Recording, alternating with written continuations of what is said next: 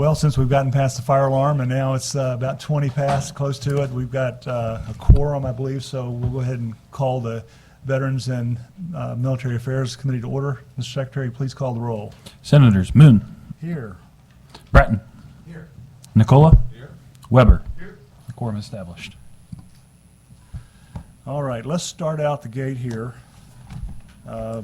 with hearing House Bill 419. Representative Mayhew, would you like to go ahead and get that one underway?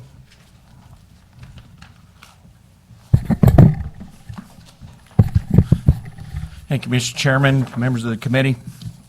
House Bill 19, and this is the most overworked term in the entire building, is a pretty simple bill. They're all simple, aren't they? Well, simple people, right? There apparently was some confusion about a statute we passed years ago about allowing in-state tuition to active duty military, reservists, and guardsmen that were serving in our state on duty status. And so we clear up that confusion with this to allow in-state tuition for military personnel, active duty, reservist, or guardsmen serving in our state for undergraduate and graduate degree programs. And that's the sum of the bill. So with that, I'll take any questions. Very good, thank you. Any questions for the bill sponsor? Seeing none, thank you very much. Thank you. Are there any witnesses in favor of Senate Bill or House Bill 419? House Bill 419. Seeing none, any opposed to House Bill 419? Any for information only? Seeing none, thank you, Representative. Senator Brattin, you're up next. We'll hear 664, Senate Bill 664, presented by Senator Rick Brattin.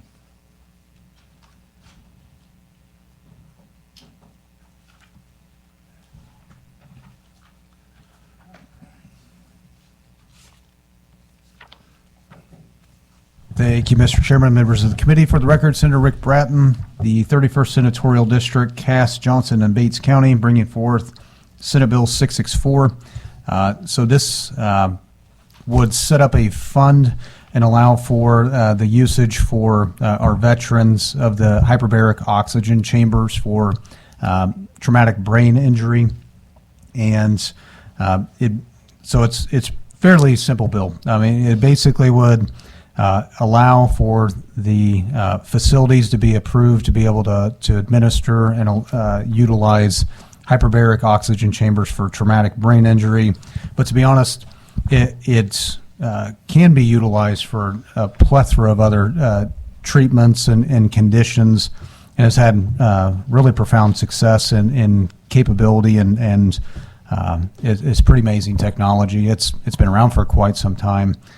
So what this would do, it would set up a fund to where facilities that administer these sorts of things would be able to put in, if they were approved by the commission to be a facility that approves this sort of thing, it would allow them to be able to administer at no cost to veterans that sort of treatment, and then they could facilitate the reimbursement through the commission. So the treasurer would be the one that does the fund, and it would administer that fund. It could be private funds or appropriation if the legislature found the need for appropriation. So that's basically what this does. We do have testimony and support that can kind of get into the real nitty-gritty of this type of program, but happy to answer any questions. I have a question to start it off. What are the hurdles to date that this allows this to be done? Is it primarily the funding, or does there have to be some approval granted by the legislature for that to take place? You know, I think it's because it's kind of a different type of treatment. I don't necessarily know that it's risen to the top of being an approved treatment. So I think this is more kind of a test pilot system to kind of bring it onto the scene. So okay, very good. Thank you very much. Any other questions for bill sponsor? Seeing none. Are there witnesses, as you stated, who'd like to come up, and what order do you prefer? Go ahead and start when you're ready.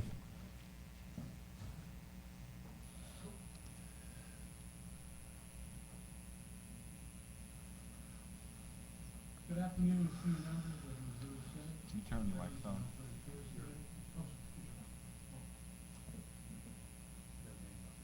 Oh, there, I'm sorry. All right. Let's start over. Good afternoon, esteemed members of the Missouri State Veteran and Military Affairs Committee, and thank you for allowing me time today to provide information on a very critical veteran issue.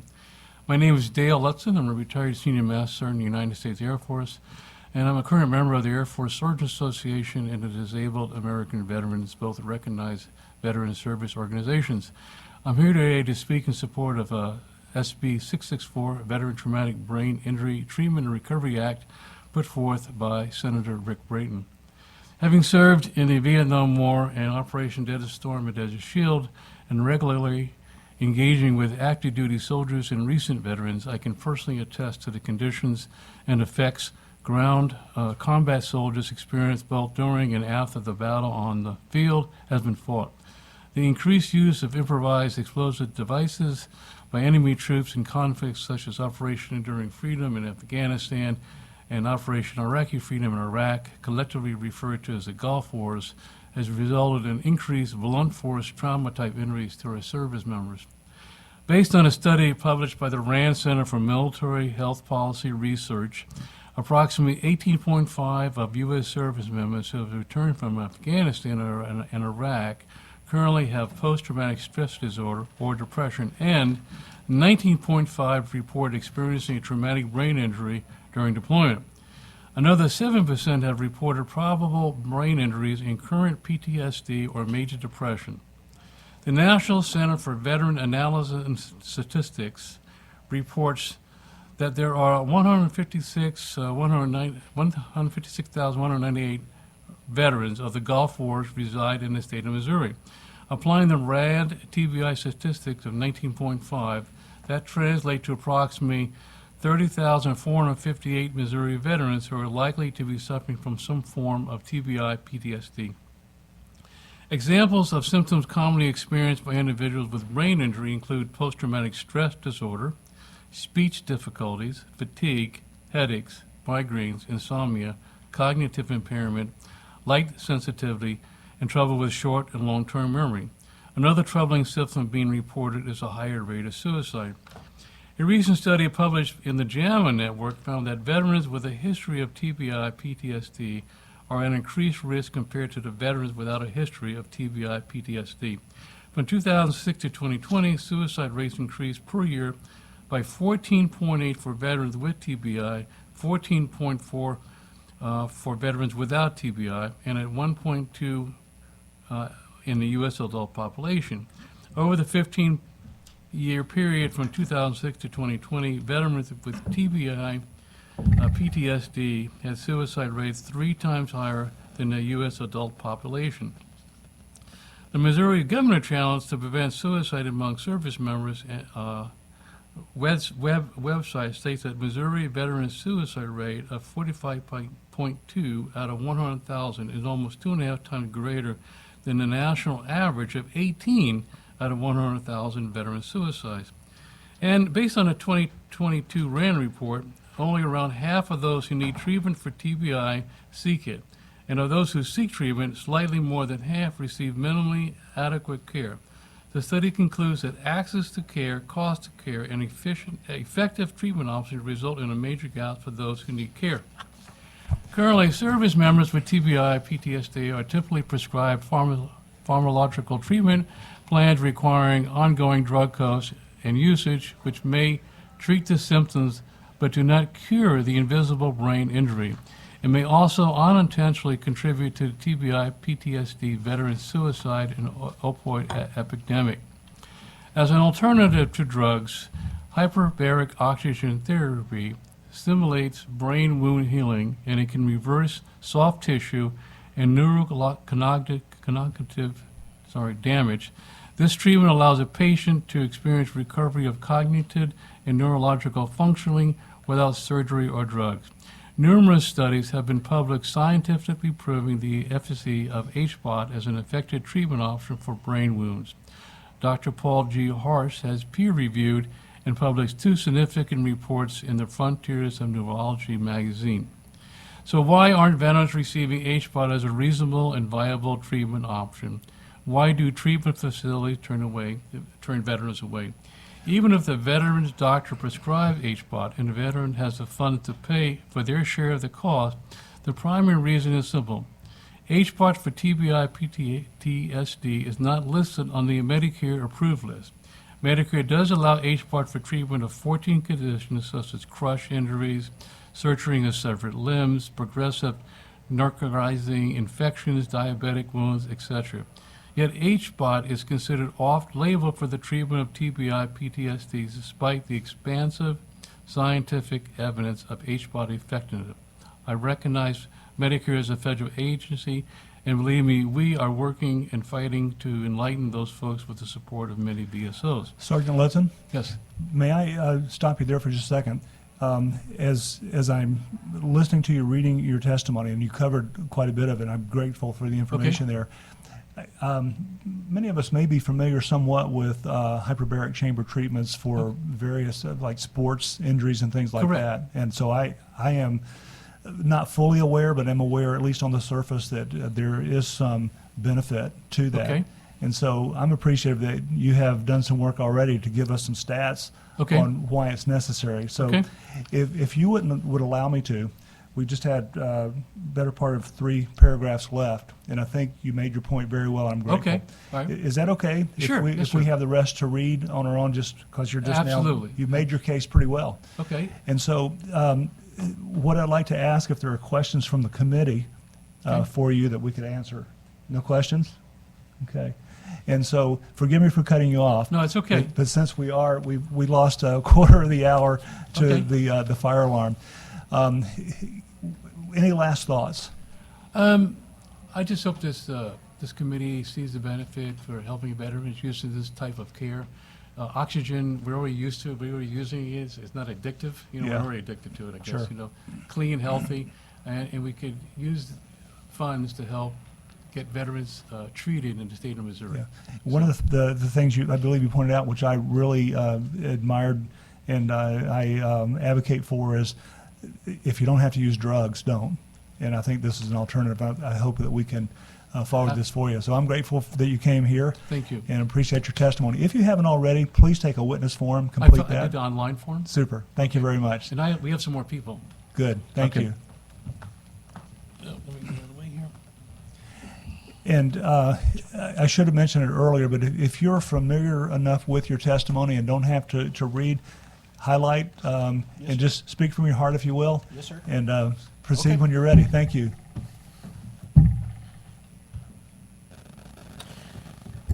Mr. Chairman and members of the committee, I'm Brandon Bates. I'm a lifelong Missourian from Lebanon and Springfield. I served in the 1138th MP Company in Springfield, Missouri.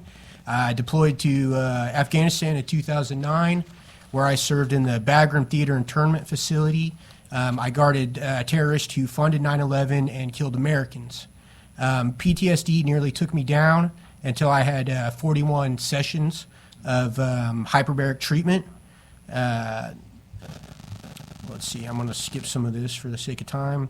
I've got 4 kids, and I was at a point where I didn't think I could hold on for them anymore. And, I'm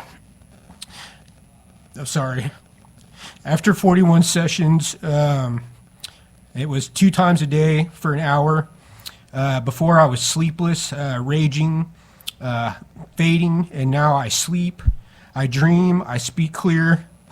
My depression's lifting. My wife sees me steady and peaceful. I'm not a wreck. Studies say 60% of us with PTSD or TBI improve and 39% recover fully.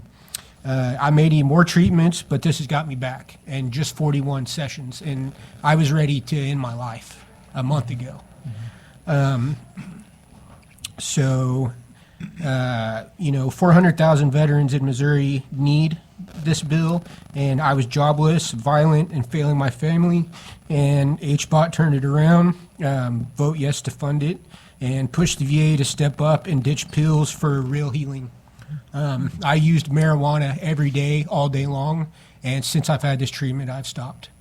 And so I had more to say, but this pretty well covers it.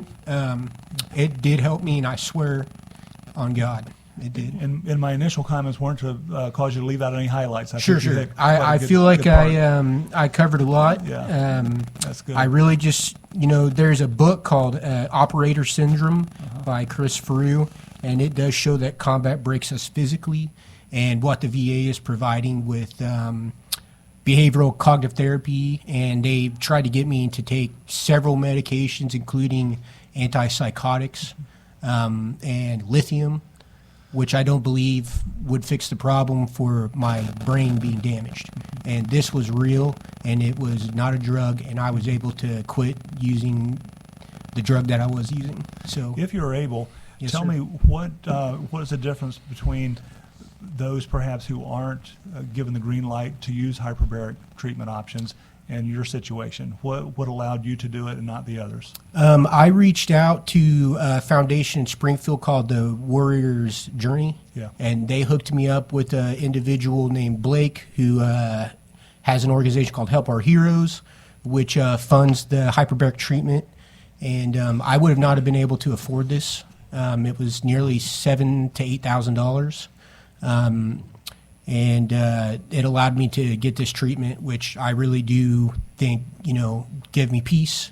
I can perform for my kids and have my family. So it appears that the funding is right at the top of the list there. And that's Yes, what- sir. okay, very The good. funding would be the issue. I couldn't see, I've worked at it. I was a barber. I've worked at every barber shop in Springfield, and I'm out of jobs because my PTSD was so bad. I can't handle conflict, and I usually have to remove myself before I have an outburst of rage. Well, And- I'm certainly grateful that you took time to come up today to Yes, give sir. your personal story. Are there any other questions from the committee? Senator Nicola? Sir, thank you so much for your testimony, and You're welcome. it was an amazing one, actually. And Okay. thank you for your service, too, to Thank this you. country, and I am so grateful you found some healing for yourself and for your family. I appreciate Praise that. God for that. Yes, sir. Thank you. Thank you. Any other questions? We have a question from Senator Weber. I just want to add to what Senator Nicola said and just tell you, man, I'm proud of you for being honest with yourself and being honest with everybody and fighting not just for yourself but for everybody else. Yes, And- sir. And it's not easy to be vulnerable and tell the truth about what you were going through, Yeah. but you're doing it. You're making progress. You're already doing Thank it. you. But you're doing this for everybody else that's not. Yes, and if I could and- help another veteran, And I just want to tell you I'm proud of you for that. And Thank I you, really, sir. I really appreciate it. I really appreciate that. Thanks. Okay. Thank you to all. Any further questions or comments from the committee? Thank you. Seeing none, thank you again for your Yes, sir. testimony. Thank you. Any others? Come on up.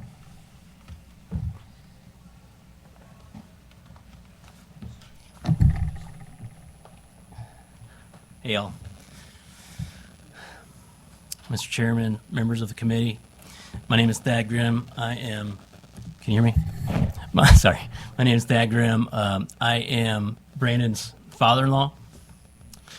And I just wanted to share some really wonderful changes I've noticed since starting HBOT. I'm 56 now, but honestly, I feel like I'm 30 again.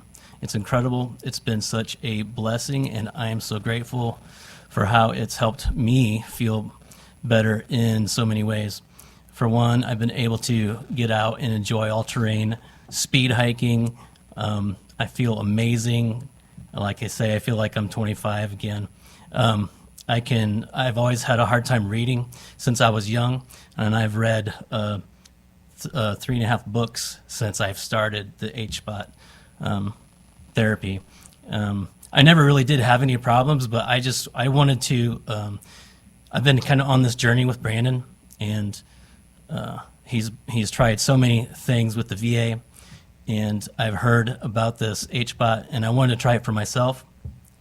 And before I tried to encourage him to find a way for him to do it, so I did it for myself, and then I told him, hey, see if you can find some way to get this funded and do it for yourself, because my whole family has seen a difference in me, and so I did 20 sessions for myself, and then I sat with him do his 41. And it's been amazing to see the change in him, to see the change in his attitude. When he was done, he looked like a different person. His countenance was just completely just alive, and I didn't realize that he didn't look like that before. And so I would, I've got a little bit more to say here, but just to watch him go from helplessness to where he is now in just 30 days, it's just amazing, almost unbelievable, but it's true. And I really don't see any reason why this treatment wouldn't be available to all veterans with PTSD or any ailment, because it's good for anything that you have. And I am here today to say that because I didn't have PTSD, but I just have so many more improvements in my life in general. So, and in my opinion, the funding the HBOT therapy would probably be cheaper than whatever else is going on out there that the VA is failing at treating the veterans for. So it seems like a no-brainer to go ahead and fund this. Not only that, but use it to treat all other ailments for veterans in general. Good. Thank you for listening to me And today. thank you for coming forward. Any questions for the witness? Senator Cola. I'm going to look into it. Since you said it makes you feel like you're 25, I might want to try some of I that will myself. I will add, if you don't mind, that I heard about this on a Joe Rogan podcast. Joe Rogan was talking to Mel Gibson. Mel Gibson said, yeah, it kicks the old man off.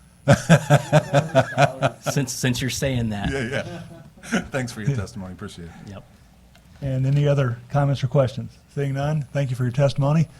And again, if you haven't, did you complete an online witness Online, form? yeah. Thank you very much. Next witness, come forward, please.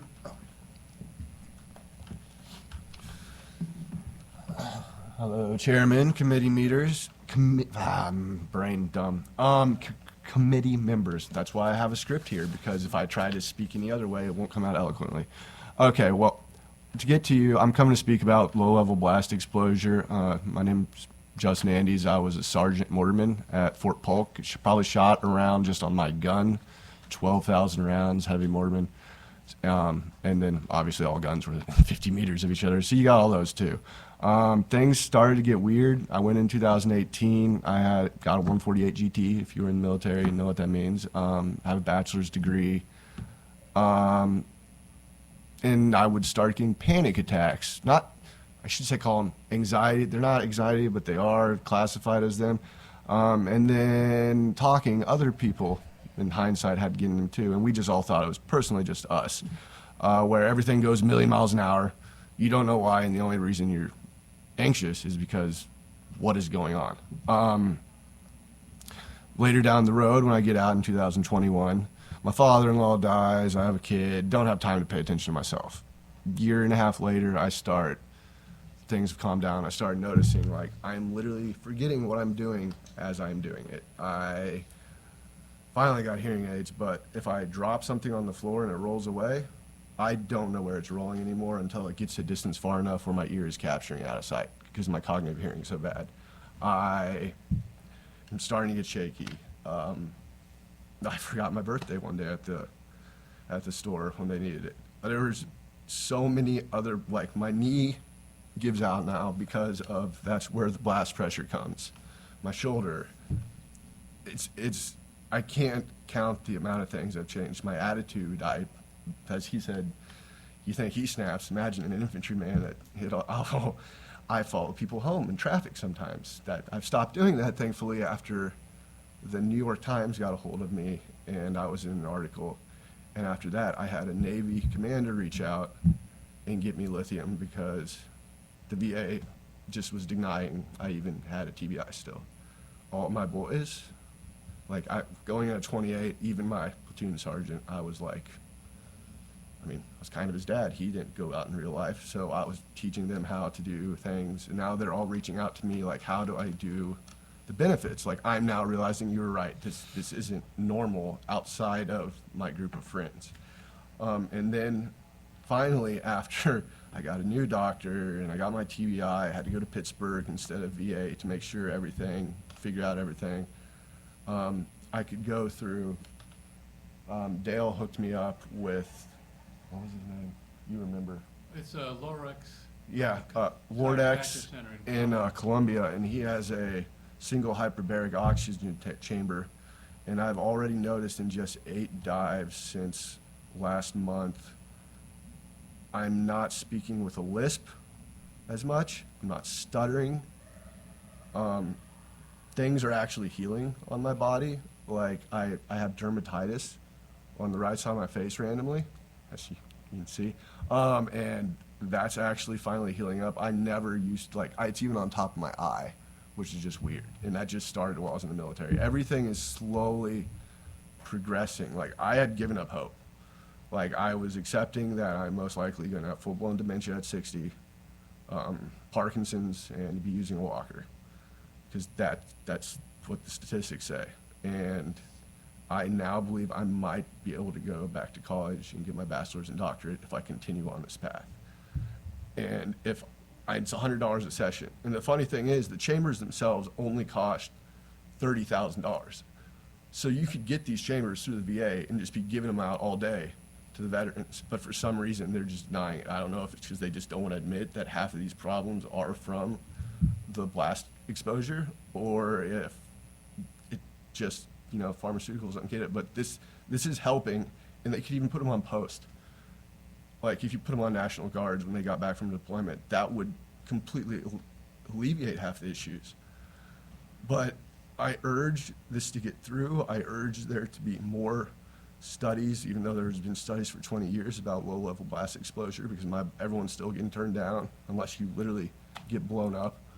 But sometimes, like, car crash victims don't even have the same scarring that they're finding on brains like mine. So I'm just wanted to say, please get this through. Please pass it along. I'm passing it along to my ABC contacts now in New York Times, whatever I can do to get my fellow veterans and some help. Well, thank you very much for your testimony. Are there questions or comments from the committee? Seeing none. Before you go, and before I forget, for those of you who had testimony, we have Sergeant Lunson's. Thank you for providing that to us. For those who have not yet, if you can provide that to the committee, we'll distribute it, and that would be helpful as we get this to the floor. If you can email it, that's okay too. Excuse me just a second. I understand we have some submitted already, so we have access to some, but if you haven't already submitted that, please do so. I have copies already. Great. Thank you very much. Any other witnesses in favor? Besides Ethan.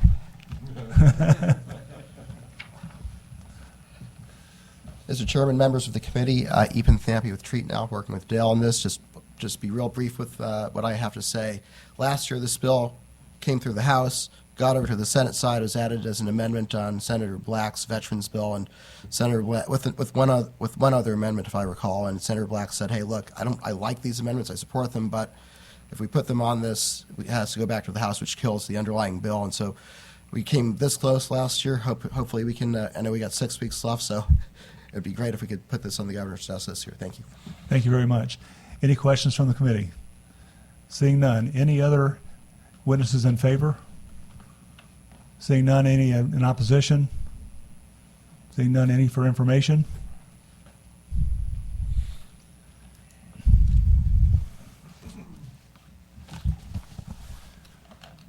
Good afternoon, Paul Kirchhoff. I'm the director of the Missouri Veterans Commission, and let me just start off by saying I'm a veteran myself. I've been in multiple IED blasts, so I understand the treatment.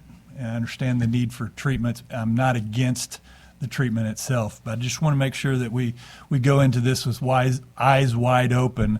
That this would be a new program for the Missouri Veterans Commission, because this is a program put on to the commission itself. And so that would require additional staff and that we don't have. We don't have that the capacity to currently to expand. So it is additional staff that we would require and funding for this. We are, as most of you know, we're struggling to maintain our costs for the homes, the cemeteries, the VS veteran service officers, and now we have the program for veteran suicide prevention. So we have 4 programs, and we're struggling at that. So this would be, I don't know how I'd do it as far as combine it with the veteran suicide prevention. It kind of goes together, but it would require additional staff and funding for it. The funding for that, we have to find a funding source for that because we don't currently have the revenue sources to maintain another program. With that, if there are any questions. Thank you for the information, Mr. Kirchhoff, and it kind of boggles my mind sometimes where we put our priorities, and I'm with you on the need for additional funding, and hopefully we can shake the right trees. Roger, sir. Thank you for your information. Any other questions or comments? Thank you very much. Any other witnesses for information only? Seeing none. Senator, thank you. If you don't mind, I'm going to cut you off from there because we've got one more bill to present, and hopefully it'll go quick. But if y'all want to stay and listen to it, I'd like to get your input as well. So I'm going to turn this over to Senator Nicola, since he's sitting right next to me, and I'm going to go on down and present this bill.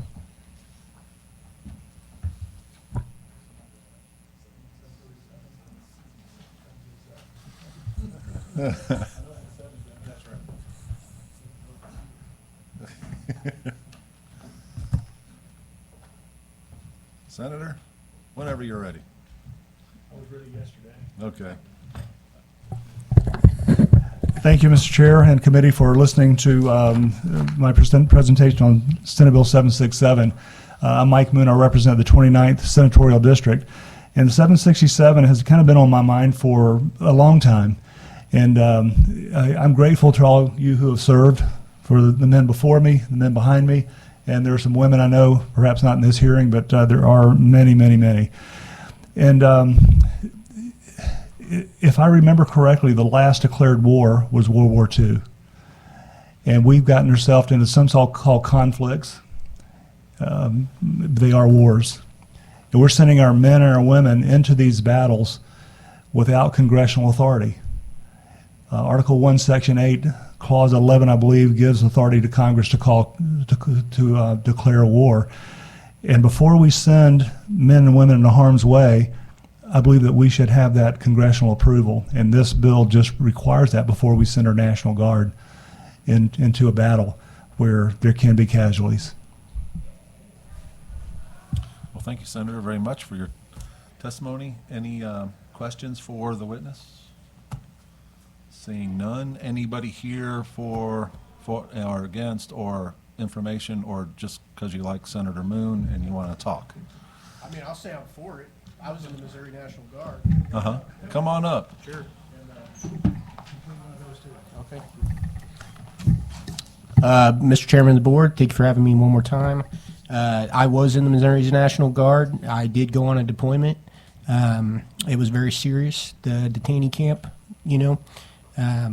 There were big-time bad guys there, and they did a lot of bad things. And I have to live with that.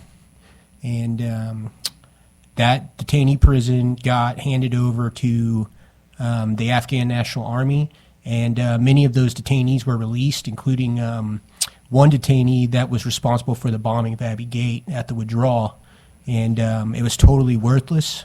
It solved nothing and accomplished nothing. And my deployment did nothing. So I feel it was totally pointless, and I suffer with a lot of visions and nightmares from that building that is totally wrapped up in secrecy and non-disclosures. So I would say if we're going to send some Missouri National Guard into combat, it better be for a serious reason. And I'm in support of this bill as well. So thank you. Yes, sir. Any other witnesses in favor, against, or for informational purposes?